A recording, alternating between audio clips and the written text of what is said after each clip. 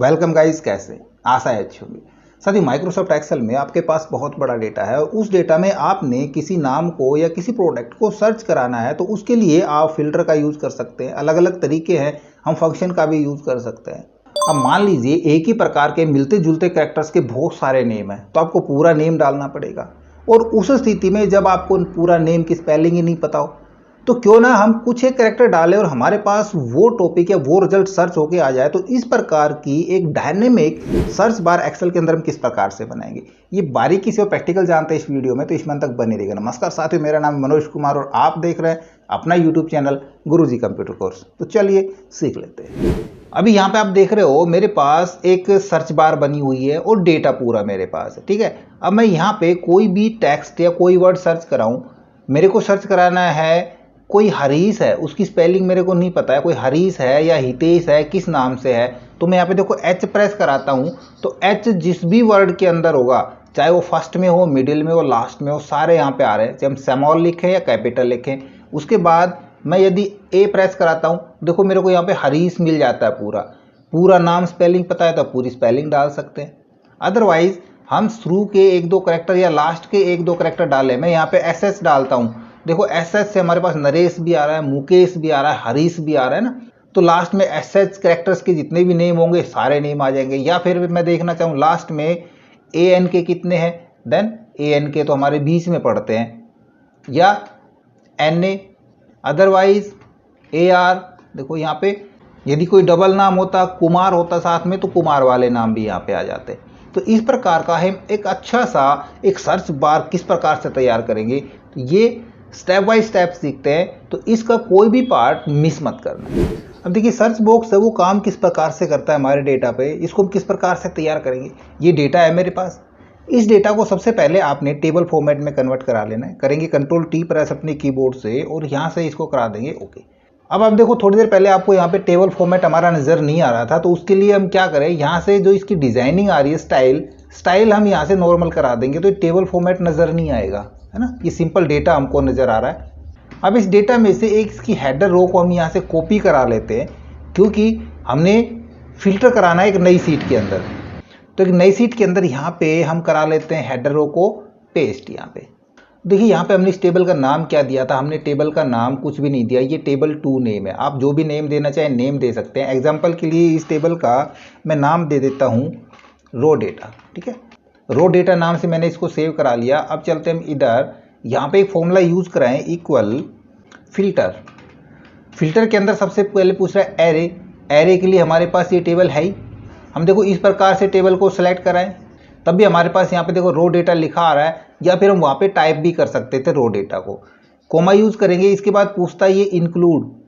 इसके बाद इंक्लूड में हमने करा देना है इसको इंक्लूड, ठीक है। किसको, सीट 1 का ही हमने, या लिख सकते हैं हम रो डेटा का ये वाला सेल। हम यहाँ पे यदि क्लिक करा देते हैं, देखो तो हमारा आ जाता है रो डेटा का सेल्स पर्सन।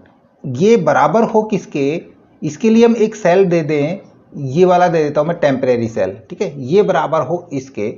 और यदि कोई एम्प्टी है, यहाँ पे कुछ भी नहीं लिखा हुआ है, देन हम यहाँ पे यूज़ करा ले नन। ब्रैकेट क्लोज, एंटर प्रेस करा देंगे। देखो यहाँ पे कुछ भी लिखा हुआ नहीं है, इसको मैं थोड़ा सा कलर करा लेता हूँ यहाँ पे। यदि यहाँ पे हम कोई भी नाम लिखते हैं, मैं यहाँ पे कराऊँ गौतम, एंटर प्रेस कराएंगे तो देखो गौतम का पूरा डेटा हमारे पास यहाँ पे फिल्टर होके आ गया। और यदि हम यहाँ पे कुछ भी नहीं लिखते तो नन आ रहा है।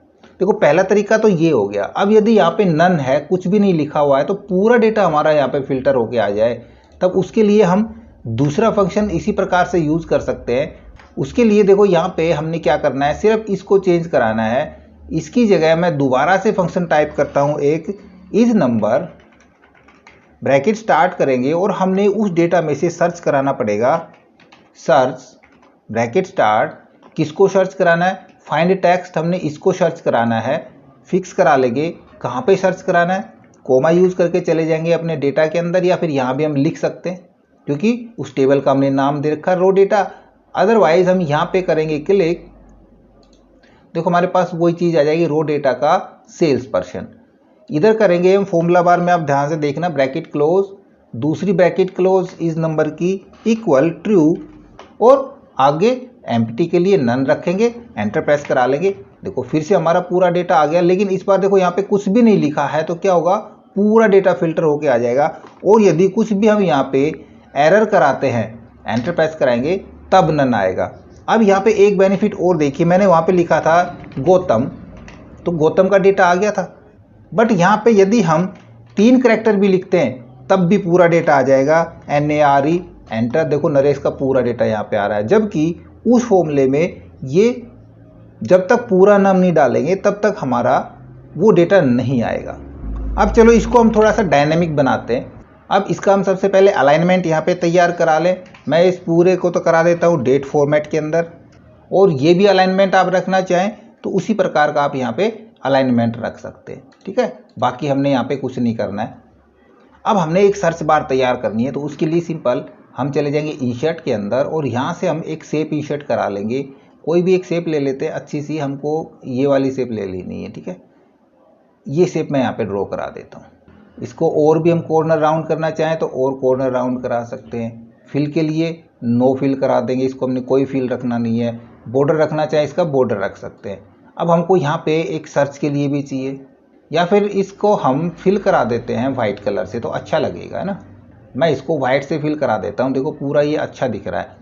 चलो इसके अंदर हमको एक सर्च के लिए या तो लिख दें यहाँ पे SEARCH, या फिर सिंबल लगा दें। सिंबल के लिए इंसर्ट में चले जाएंगे, हम यहाँ से एक आइकन इंसर्ट करा लेंगे। आइकन पे रखेंगे, मैं यहाँ पे लिखा हूँ सर्च, एंटर प्रेस कराएंगे।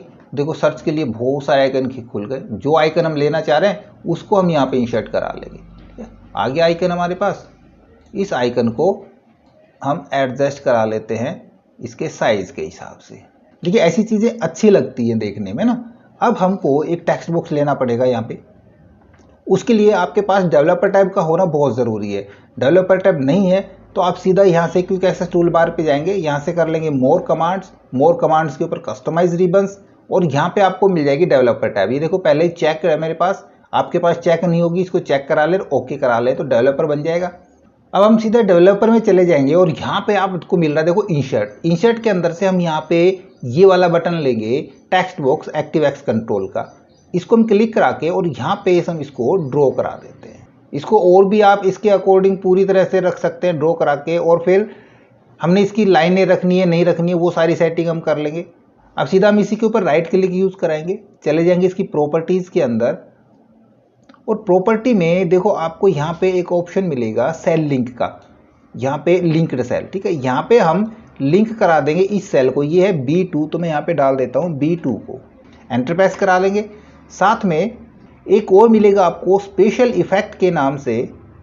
देखो ये स्पेशल इफेक्ट, यहाँ पे जो हमारा ये स्पेशल इफेक्ट जो शोकन है इसको हम 0 रख देंगे, फ्लैट रखा लेंगे, ठीक है, और एंटर प्रेस करा के इसको करा देते हैं क्लोज। अब देखो यहाँ पे इस सेल का और इसका लिंक आपस में क्रिएट हो जाता है। अब जैसे हम यहाँ पे कुछ टाइप कराएं तो उसके लिए पहले तो इसको हमने डिज़ाइन मोड से हटाना पड़ेगा। यहाँ पे देखो डिज़ाइन मोड है, इसको डिसेबल करना पड़ेगा। अब हमारा कर्सर यहाँ पे आ जाएगा। मैं यहाँ पे टाइप कराना चाहूँ जी, देखो ऊपर आ रहा है यहाँ पे लिखा हुआ, यानी कि इधर हम एक भी करेक्टर डालते हैं उससे संबंधित यदि कोई भी मैचेज होती है, यदि मैं यहाँ पे एन डालता हूँ, देखो एन से मैचेज या बहुत सारी चीज़ें आ गई। मैं दूसरा करेक्टर डालूँ यहाँ पे ए, देन एन ए के नाम से आ जाता है, या फिर मैं दूसरा करेक्टर यहाँ पे ई डालता हूँ तो ये मैच नहीं करेगा। तो कंटिन्यू जो भी हम एक एक करेक्टर, यदि हमको स्पेलिंग का नहीं पता है, मेरे को मनोज की स्पेलिंग नहीं पता है, तो मैं यहाँ पे देखो एम टाइप कराता हूँ। एम के जितने भी होंगे, एम फर्स्ट में या मिडिल में या लास्ट में, सारे यहाँ पे मिल जाएंगे। दूसरा मैं ए डालता हूँ, देखो यहाँ पे। तो इस प्रकार से हम बेहतरीन और एक अच्छी सी सर्च बार बना सकते हैं। अब हमको इसकी ज़रूरत नहीं है, यहाँ से हम इनके कलर हटा देते हैं। मैं यहाँ पे करा देता हूँ नो फिल, और यहाँ भी करा देता हूँ मैं वाइट कलर से। देखो अब ये नज़र नहीं आएगा। अब हम इसको थोड़ा सा डायनेमिक बना लें। एक बार मैं यहाँ से कंप्लीट टेक्स्ट को रिमूव कराता हूँ और पूरे डेटा को सिलेक्ट करा देता हूँ। सीधा चले जाएंगे हम होम के अंदर कंडीशनल फॉर्मेटिंग पे, यहाँ पे चले जाएंगे new rules, format only cell that contents पे क्लिक कराएंगे। इधर से हम चुन लेंगे नो ब्लैंक्स, है ना। नो ब्लैंक्स पे क्लिक करके फॉर्मेट करा देंगे हम इसका बॉर्डर। मैं यहाँ पे डॉटेड बॉर्डर रखा देता हूँ यहाँ पे कंप्लीट। कलर किस प्रकार का देना चाह रहे हैं, बॉर्डर का कलर भी देना चाहे तो बॉर्डर का कलर भी हम यहाँ पे यूज़ करा सकते हैं। ओके करा लेंगे और ओके करा लेंगे। देखो सभी जगह ये बॉर्डर हमारा क्रिएट हो जाएगा। अब डेटा जितना फिल्टर होके हमारे पास आएगा तो उतना ही बॉर्डर यहाँ पे रहेगा, ना कि पूरे डेटा के ऊपर बॉर्डर रहेगा। आई होप वीडियो आपको जरूर अच्छा लगा होगा। इसी प्रकार अच्छी वीडियो देखते रहने के लिए लगातार हमारे साथ बने रहे। हमारे वीडियोस को ज़्यादा से ज़्यादा हम दोस्तों में शेयर करें, में लाइक करें, और यदि नया हमारे चैनल पे तो हम सब्सक्राइब जरूर कर लें।